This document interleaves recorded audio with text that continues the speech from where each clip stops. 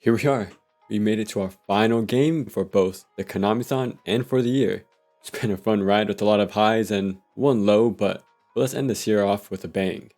We're taking a look at Metal Gear Rising Revengeance, and I feel like I say this every time, but yeah, another action game I haven't played for, well, about 10 years, so back then, Revengeance left a pretty strong impression on me for a lot of reasons. So yeah, I think it's been long enough since my last playthrough, so no better time than now to revisit it.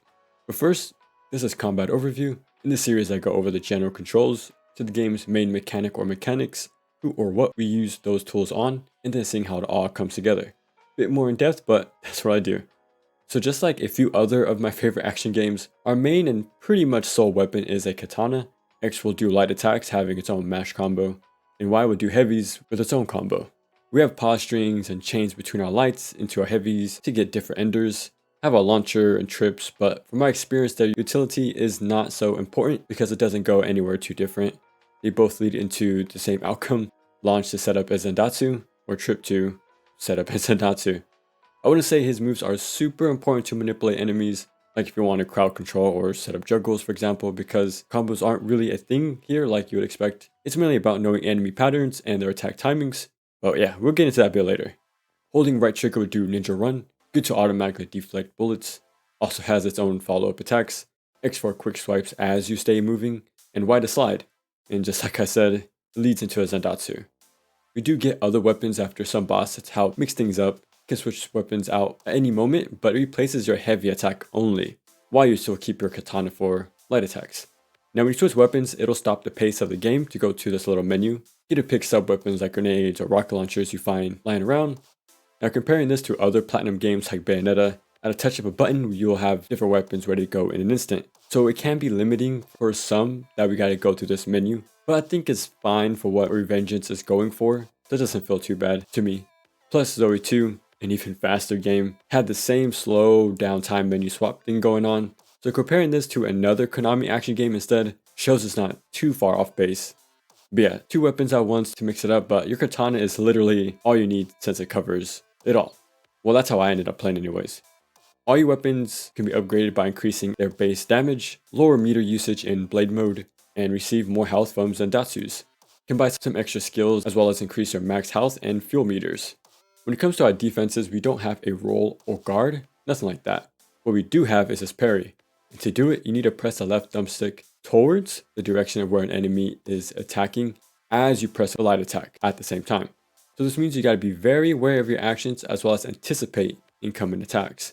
And with the attack and parry sharing the same button, means you gotta be in control of your inputs and not mash, pretty much, because you won't get this by accident. You gotta know who's attacking and where, know their attack timings, press forward towards that oncoming damage while pressing the light attack. And mistiming this means you're gonna take that hit. Also, timing this parry too early will kinda just block it. We're doing it a bit before the attack lands will do massive stun damage, and it'll do an automatic counter attack for that correct timing. All of this just makes it very satisfying to land because it's a skill-based risk-reward defensive option. It says parries cancel out your attacks. It means your fast reflex reactions will be rewarded. That's because parries lead into stunning enemies. Your base attacks do as well, but parries really set this up. Yeah, we'll get into it in a little bit. Because real quick, we have one other good option, and that's the sidestep slash. It's called offense defense. Makes sense? You're attacking while evading. Super useful to maneuver around those unparryable attacks shown by them having this yellow glow. Honestly, amazing second option because it cancels your attacks as well. You're invulnerable during it, all while repositioning in a pinch. Onto our head, the top yellow-orange bar is our health, and underneath is our fuel. Meter for our main mechanic, pretty much. Which is blade mode. Holding L2 will go into it, slowing time to a crawl, letting you do some precision slicing. As long as you have meter, because it'll slowly drain as you're in it. You can free aim with the right thumbstick, or you can just press X for horizontal attacks, or Y for vertical, which is very similar to Nano Breaker. Pretty sure they got the idea from that. But yeah, those directional attacks only apply in blade mode. Outside of that, it's just the standard light and heavy. Now something you need to know, it'll only go into that slow mode when your meter is full. Trying to do this otherwise in neutral without full meter will just have you stand there trying to slash fast moving enemies. Alright, now let's see how it's used.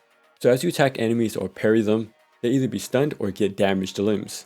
So as you're attacking enemies and do massive damage, The screen will flash blue and have a bit of a slowdown to let you know you can go into this blade mode follow-up, full meter or not. There's soul time and give you this red square to hit. Slash this weak spot to yank the core out and use it for yourself. This is called a Zendatsu. It's basically a glory kill. You'll be completely invulnerable as this plays out, and you refill your health and blade mode meter entirely. But some enemies need to be broken down a little. So by parrying and landing attacks on those more armored enemies, their limbs will be weakened, allowing certain areas to be severed since their damage. And these weak spots are shown by them being blue. From there, land some basic attacks to refill your meter. Again, once it's full, you can now slow down time and slice that area off. And this will either open them up or limit their options. But if they're fully blue, then you can just go for that Zendatsu. And another way is stunning them with parries. It'll give you a free follow-up shown by this quick flash and a little slowdown too, and just go into blade mode and get your Zendatsu off.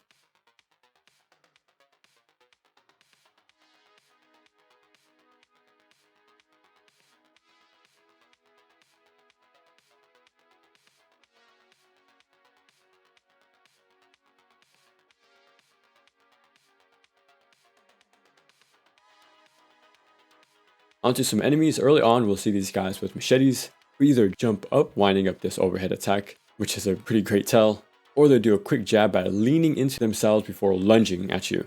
Well, one parry and they're goner. And then a shield variant to help keep them alive a bit longer. They do the same attacks, but gotta get through that shield first, either with parries or destroying it by attacking it. These larger guys with the blade who will counter your counter, having a nice little rally going on between you two. Geckos show up here too. They'll try to kick you if you're close, and if you're far away, they'll grip the ground 2 times before charging you head on, or they'll try to hit you with this unparryable wire that'll grab you. We have these grappler enemies who teach you the importance of limb removal. Since you want to get in close to bear hug you, they like to run towards you with this unparryable attack. But like we saw earlier, learning to reposition with offense defense helps a lot here. Okay, so when they do try to hit you with regular attacks, parries will weaken their arms. Again, those heavily damaged parts are shown as being blue. This lets you know you can cut specific parts. So now no arms means no more grabs, which now changes up their approach a bit by having them drop kick more often now.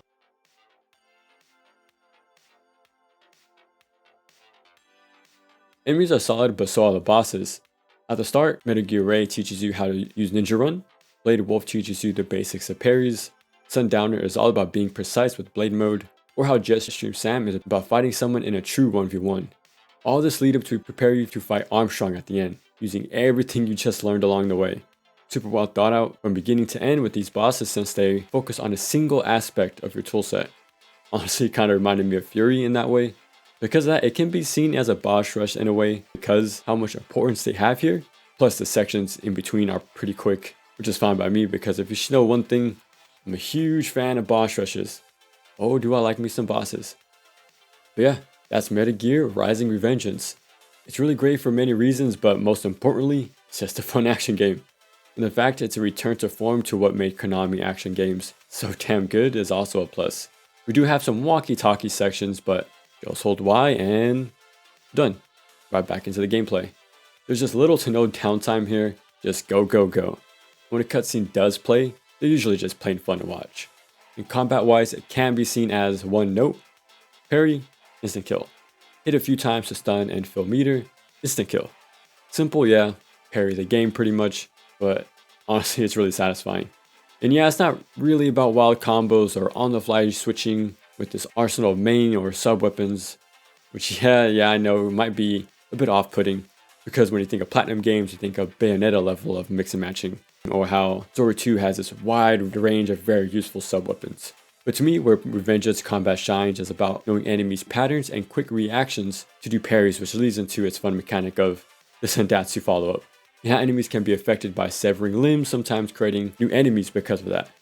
Plus the cherry on top of having all these over-the-top bosses who are very memorable because of their songs, character design, and personality. Plus they actually teach and test you on specific portions of your toolset, making them very distinct from one another. And of course, the cutscenes. This one being my favorite. Aw, who's your little friend? It's a long story. Shake? Good boy!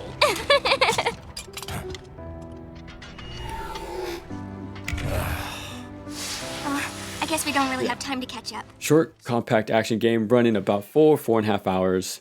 Can find VR missions that give you, well, extra missions with their own challenges to them, or to just fight enemies.